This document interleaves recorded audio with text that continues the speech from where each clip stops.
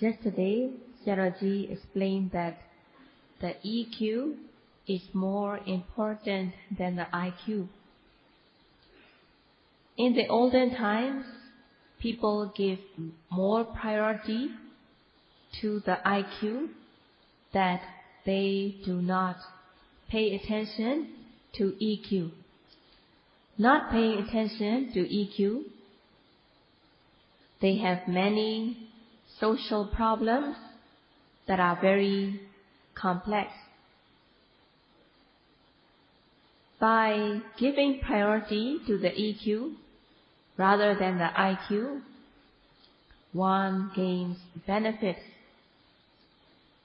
According to the teaching of the Buddha, the three trainings, Sila, Samadhi and Panya, morality, concentration and wisdom, when these three trainings are fulfilled, one overcomes the social problems. The social problems get less and less, and these social problems are solved through the practice of Sila, Samadhi and Panya. There is one and only way Satipatthana practice.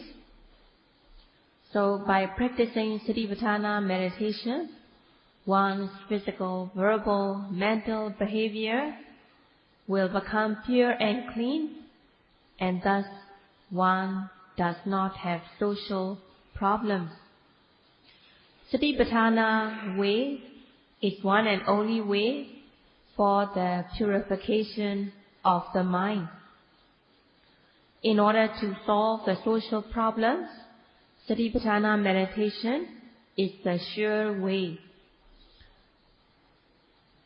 One should contemplate, one should observe the presently arising object among the four fields of objects, kaya, the bodily action, vedana, feelings and sensations, citta, the mind or the consciousness, and the Dhamma, the mental objects such as seeing, hearing, and so on.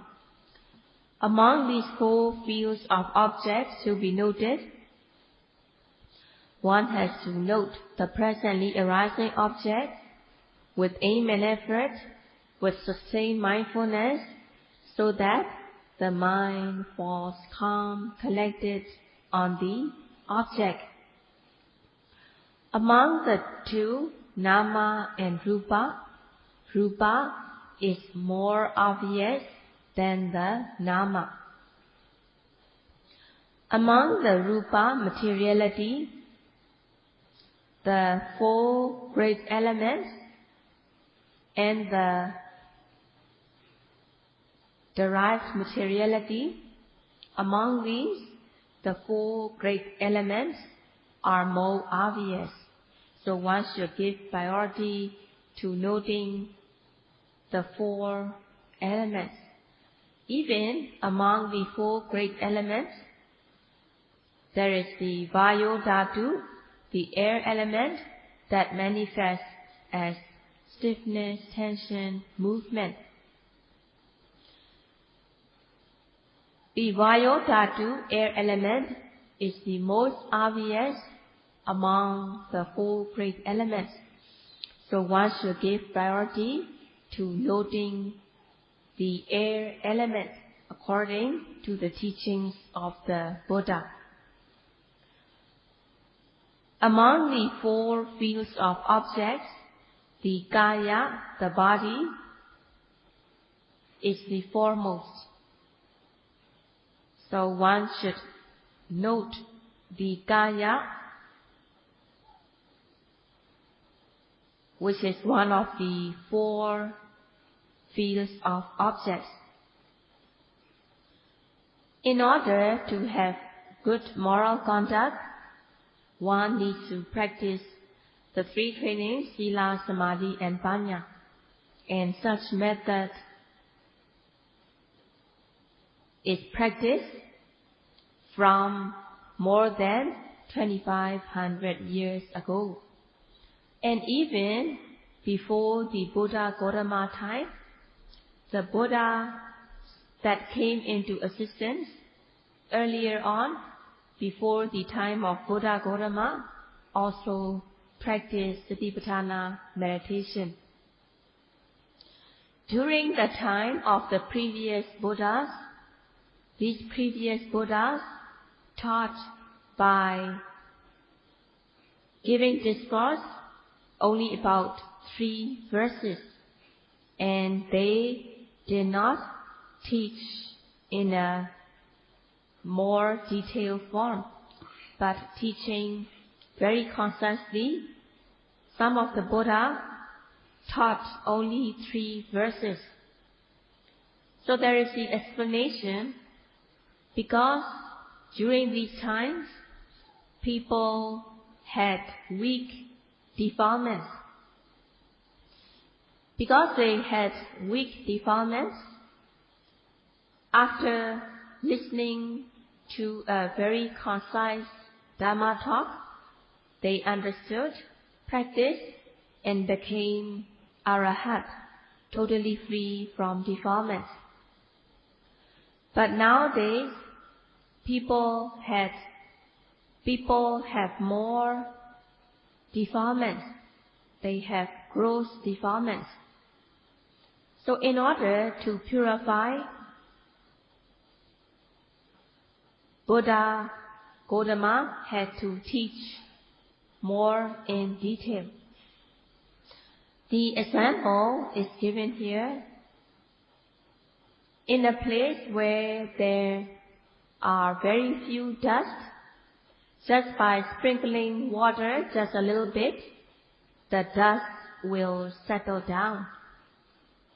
But in a place where there are a lot of dust, then such kind of place should be poured with water over and over again, so that the place will not be dusty. In this way, when people have gross defilements, the Dhamma discourse water should be poured repeatedly in order to calm down, in order to extinguish the defilements. Practicing Satipatthana meditation, one will gain good EQ. So it is guaranteed that by practicing Satipatthana meditation, one will gain good EQ. Daniel Goleman wrote from his research, and he explained as cause and effect, and it is important that EQ is more beneficial than the IQ. Today, what Jaraji will explain is that in order to cultivate Vipassana Samadhi, one needs to practice based on Sila, morality. Having Sila as the foundation, one needs to practice Citta Visuddhi, purification of the mind. Even by developing Citta Visuddhi, purification of the mind, one has not cultivated Vipassana yet. The mind needs to be purified in order to discern the Nama-rupa, cause and effect. And after gaining knowledge into Nama-rupa, cause and effect, one needs to continue the practice in order to discern the impermanent suffering and non-self nature of the Nama-rupa. By discerning the characteristics of impermanent suffering and non-self, one cultivates Vipassana Samadhi. Without discerning the Nama-rupa or cause and effect, one cannot cultivate Vipassana Samadhi. And today Sayadaw will explain, combining with the theory as well as the example, so that it will be easy to be understood. There are 4 fields of objects to be practiced in Satipatthana meditation. In the Satipatthana practice, one should observe the Nama and Rupa. In the individual person, not all the Nama Rupa will be present. One should only be mindful, one should only observe the Nama Rupa that is arising in oneself.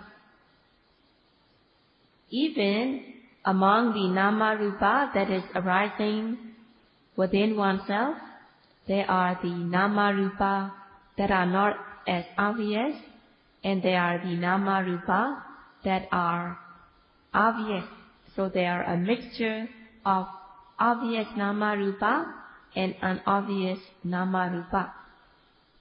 Among them, one should observe the Nama Rupa that are obvious. One should be mindful of whatever object that arises at the present moment. In all the postures, standing, walking, sitting, lying, bending, stretching, turning, and so on, Nama is called Saramana Dhamma, as Nama takes the object.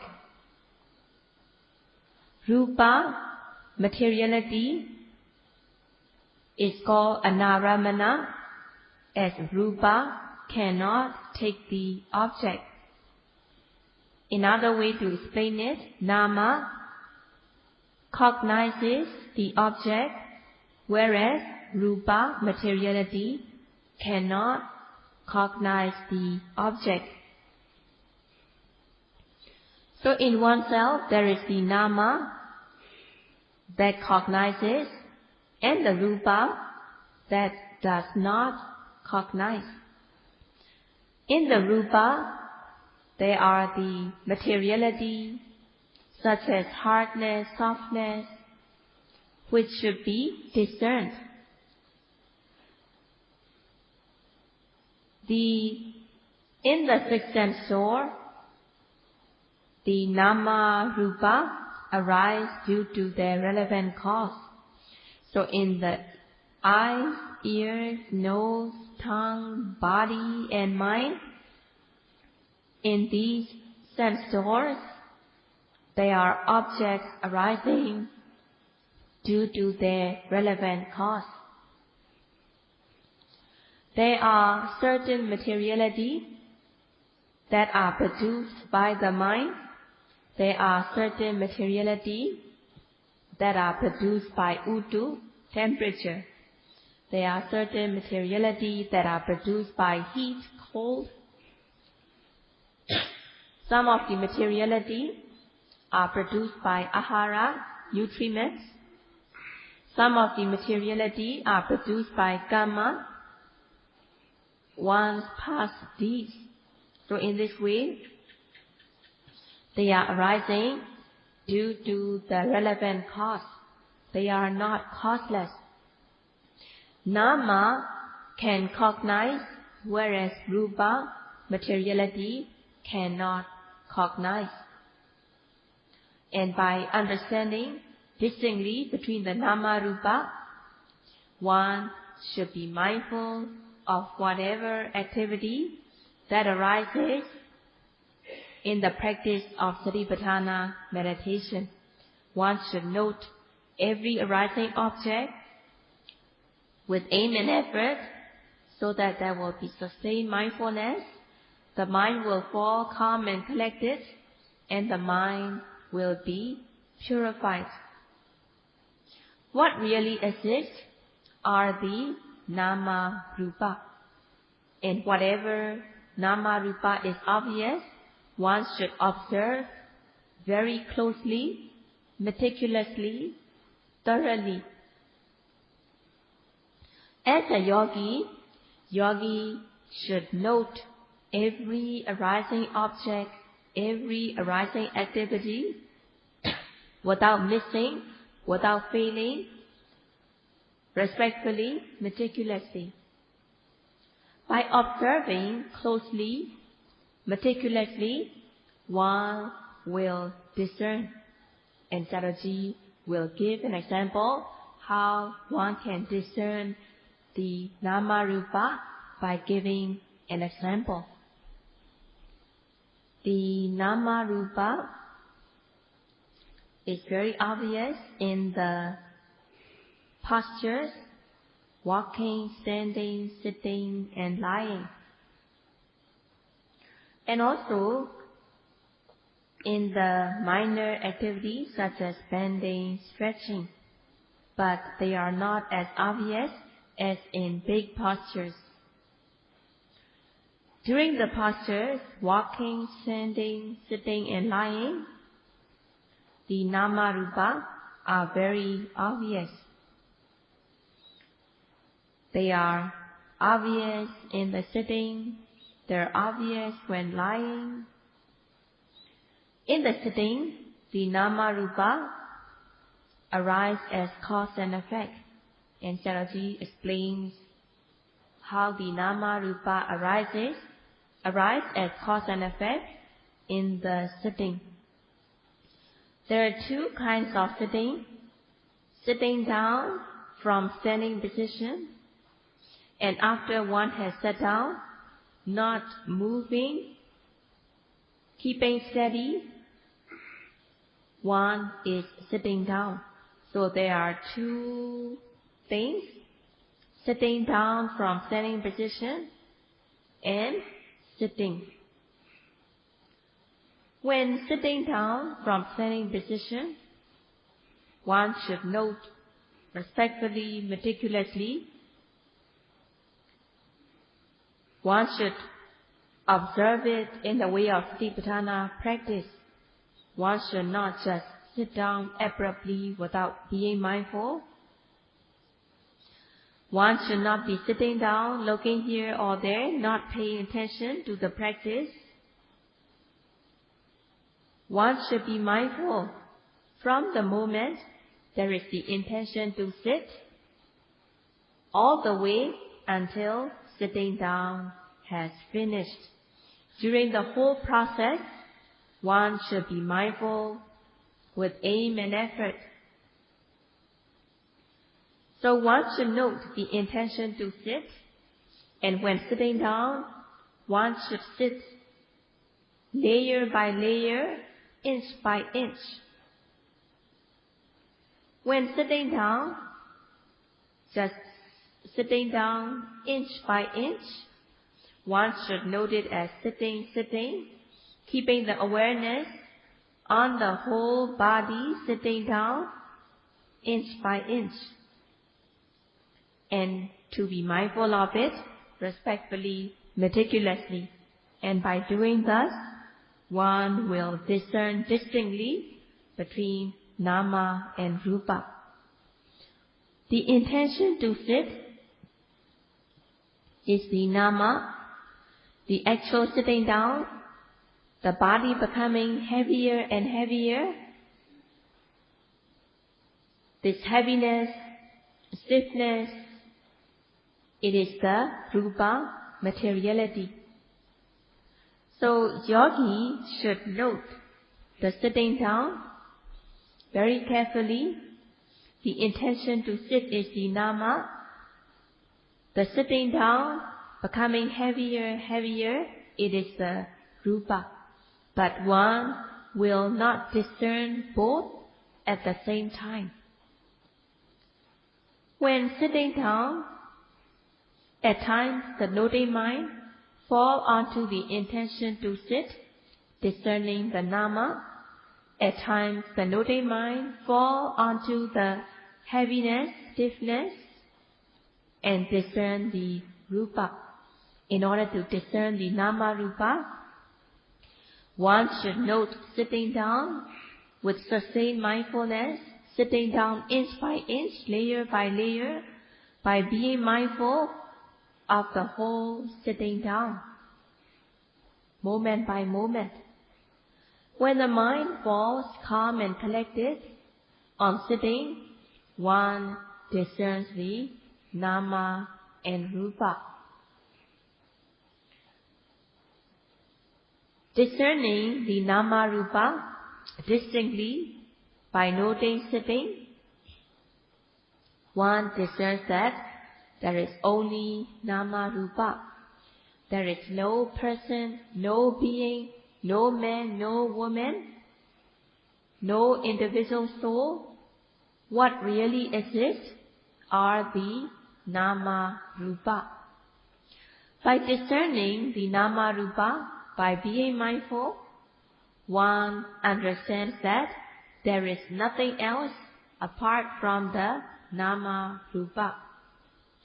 There is no person, no being.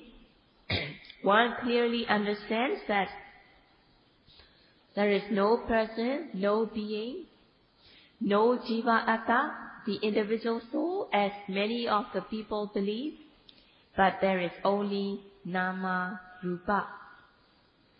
If the nama rupa is subtracted, then there will be no remainder left. What is left is zero, meaning that there is only nama rupa, no person, no being, no jiva atta. In the sitting, the intention to sit is the nama, the sitting, heavy, stiff, it is the rupa. What really exists is the nama rupa.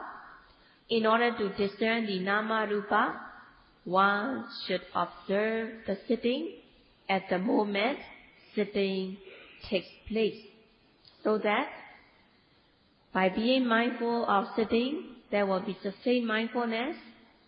The mind is calm and collected, and when Khanika Samadhi, momentary concentration, becomes strengthened, one will discern the object in the way the object really is. Bhutan bhutato passati. One has to observe the object in the way it really is, so that one will discern correctly, and one will discern distinctly between nama and rupa. In the sitting, if one does not observe it in the way of Satipatthana practice with aim and effort, then mindfulness will not develop. There is lack of mindfulness.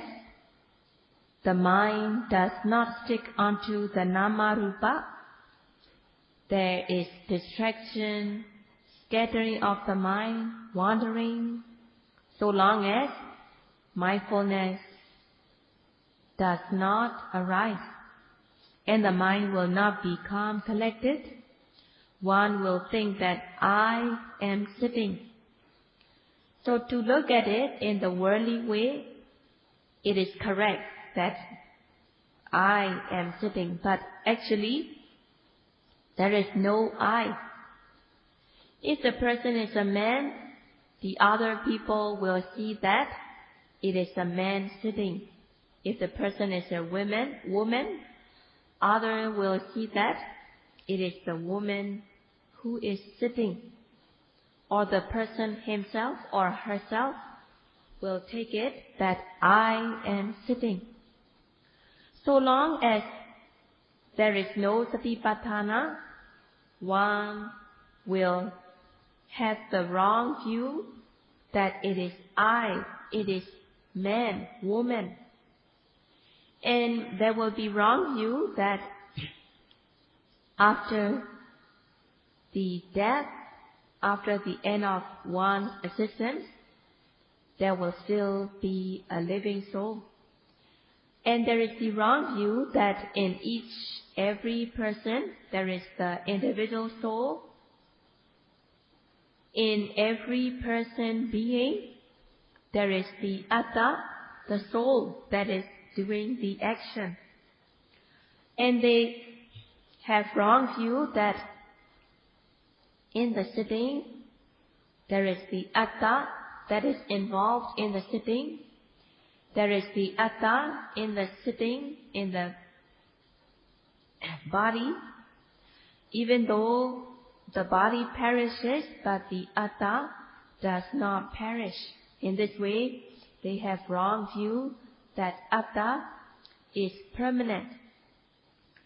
Because their wrong view of atta is deeply seated, it is difficult to remove.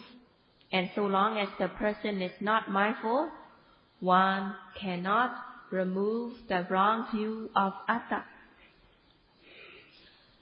By being mindful of the sitting in the way of Satipatthana practice, noting with aim and effort, the mind does not get distracted, the mind does not scatter, the mind does not wander, but the mind falls calm, collected on the object. Discerning that the intention to sit is the nama, the actual sitting down is the rupa. Through the practice, one clearly understands that it is not I, person or being, but there is only nama and rupa. In the sitting, becoming heavy and stiff, heaviness, stiffness is the rupa, materiality. So there is no self, there is no man, no woman. What really exists is the nama rupa. And one discerns clearly, correctly. If one does not discern the nama rupa, there will be the wrong view that it is I, person, being. But discerning the nama rupa, one clearly understands that there is no person, no being, no living soul. By being mindful, one discerns correctly. Discerning correctly, one will not know wrongly, one will not have wrong belief on things that do not really exist. In this way, ditthi, wrong view, is removed. By knowing correctly, knowing wrongly will be dispelled. So one needs to discern the nama rupa correctly. One needs to discern the nama rupa that really exists. When light arises, darkness is automatically dispelled. When knowledge light arises, the wrong view, darkness, will automatically be removed. In order to remove the darkness of wrong view, in order to remove the wrong view that is concealing the truth, one needs to be mindful of the presently arising object. One needs to practice respectfully, meticulously. To a meticulous yogi who practices respectfully, discerns the nama rupa even within one day. And for some of the yogis, it takes as long as 1 week. But if the person is thinking, imagining, rather than noting the object, it will take longer to discern.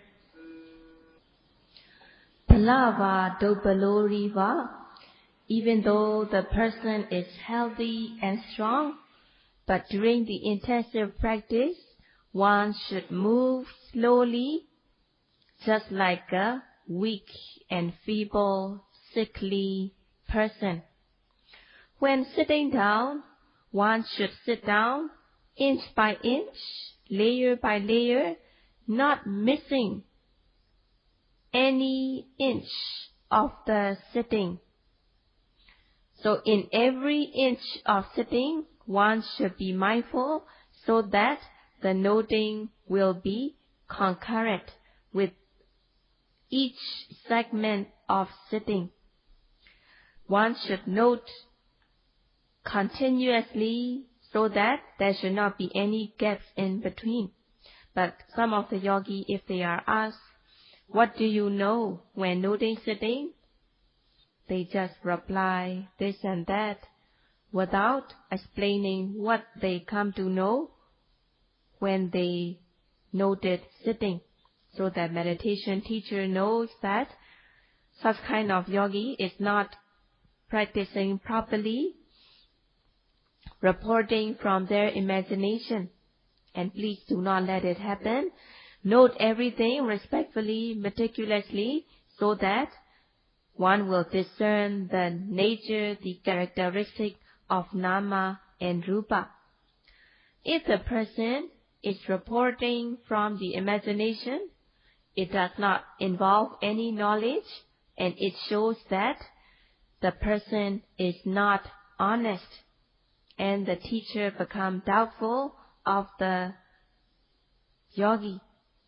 So in order not to let it happen, yogi should practice respectfully, meticulously, as well as reporting what he or she come to know by noting the object.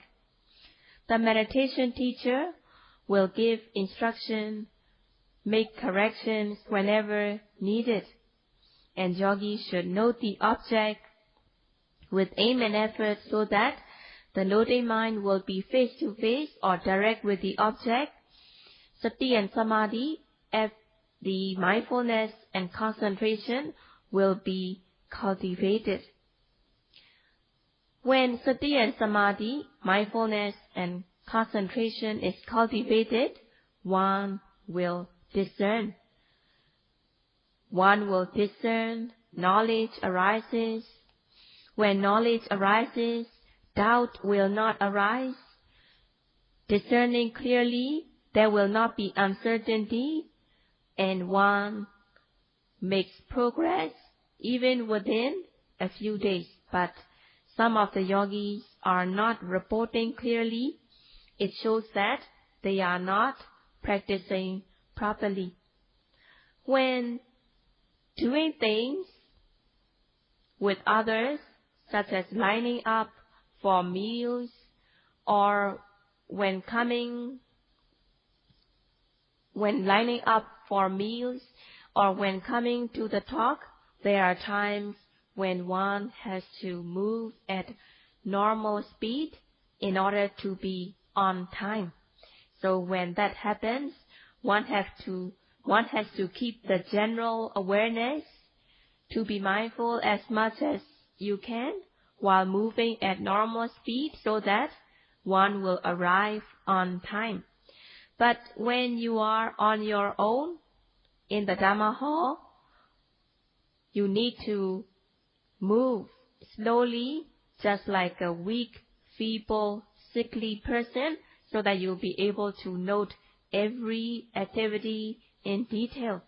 Noting every activity in detail, one will discern the nama rupa clearly. Knowledge arises. When knowledge arises, not knowing will automatically be dispelled. Just like when light arises, darkness is dispelled. When there is darkness, the mind will be very tense, being in the darkness of ignorance. But when knowledge arises, one will feel happy in the practice. So Sayadaw just gave one example, the example of sitting down. By understanding this example, one has to do every other activity mindfully, starting from the moment one wakes up until one falls asleep. There is no time for resting. Even if the person may be resting, but defilements do not take any rest at all. If there is 5 minutes that the person is taking rest, then for the 5 minutes, the defilements enter the mind. If there is 1 hour of resting, the defilements arise continuously for 1 hour. And when that happens, the momentum of practice will deteriorate and the person has to start from the beginning again, and the practice does not gain strength. The person does not cultivate samadhi concentration.